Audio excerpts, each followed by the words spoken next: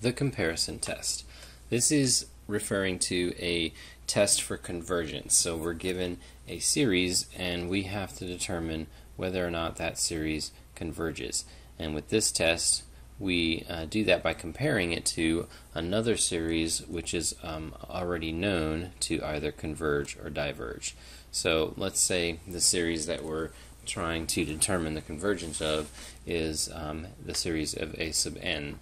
And what the comparison test says that if we are able to show, or if we know that the terms of the series a sub n, so the sequence here, the numbers in this series, if all of those numbers are smaller than the corresponding numbers in another sequence, b sub n, and if this series for this second sequence here, so if the sum of all of these numbers is finite, if this series converges,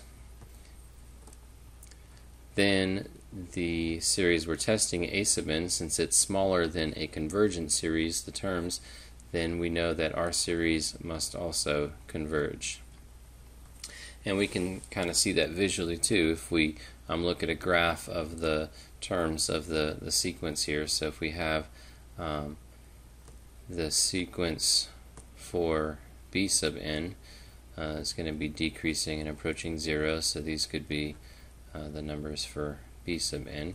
And then we have the one that we're trying to test, a sub n, and each one of these for the corresponding value of n is smaller than the series for b, and so since it always stays below these, and if we add up all of these numbers and we get a finite answer, it converges, and all of these are less than that, then these added together, the sum of these cannot be infinite, it has to also be finite, therefore the series has to also converge. So the one underneath here is going to be a sub n.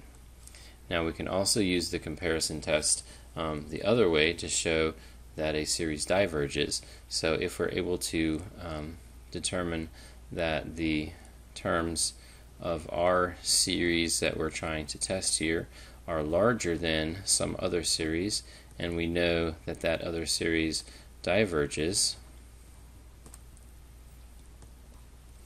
then we will have shown by the comparison test that our series also diverges. So similarly, looking at a graph, if we have the sequence b sub n, and even though it's decreasing and approaching 0, it has an infinite sum, so all of these values added together are infinite, and the series that we're testing has terms that are larger than these, and it could also still be decreasing and approaching 0, but since it's larger than all of these, and these equal infinity when we add them together, then these would also have to equal infinity because they're larger. Let's do a couple of examples here. Let's say we have the series 1 over n minus 4.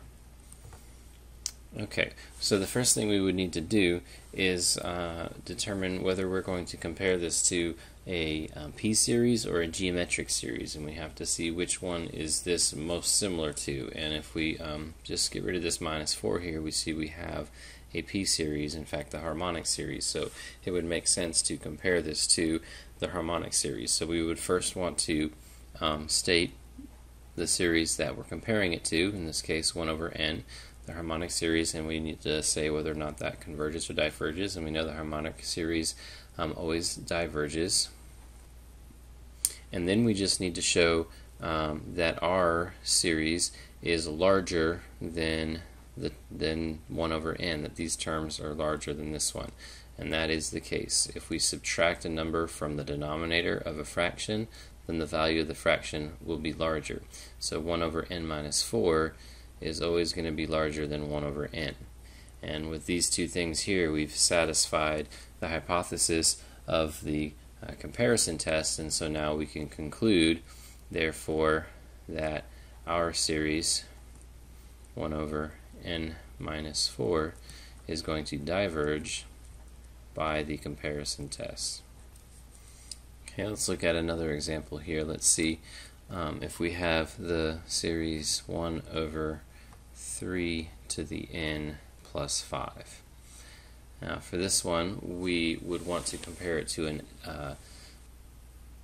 a geometric series. We can see that this is very similar to 1 over 3 to the n, which is the geometric series. It can be written also as 1/3 to the n.